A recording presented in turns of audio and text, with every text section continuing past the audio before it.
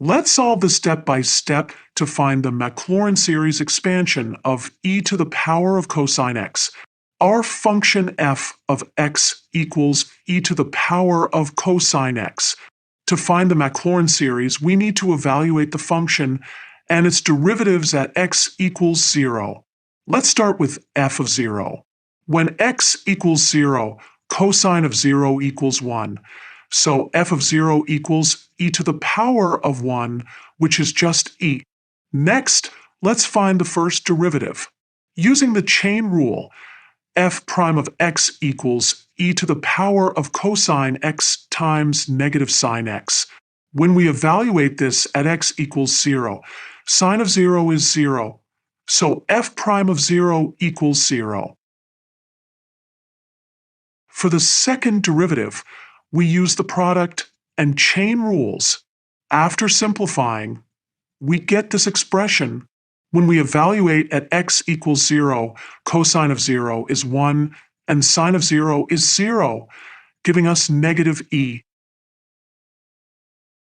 The third derivative is quite complex, but when we evaluate it at x equals 0, all terms with sine of 0 become 0, leaving us with f triple prime of 0 equals 0.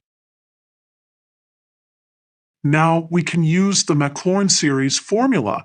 The series expansion is f of 0 plus x times f prime of 0 plus x squared over 2 factorial times f double prime of 0 plus x cubed over 3 factorial times f triple prime of 0 plus higher order terms.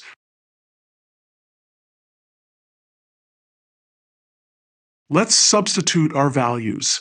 We have e plus 0 times x plus negative e times x squared over 2 factorial plus 0 times x cubed over 3 factorial plus higher order terms. This simplifies to e times the quantity 1 minus x squared over 2 factorial plus higher order terms.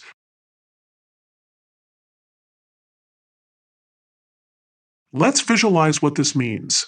Here's the graph of e to the power of cosine x in blue and our Maclaurin approximation in red. Notice how well they match near x equals 0. And that's how we find and understand the Maclaurin series expansion of e to the power of cosine x.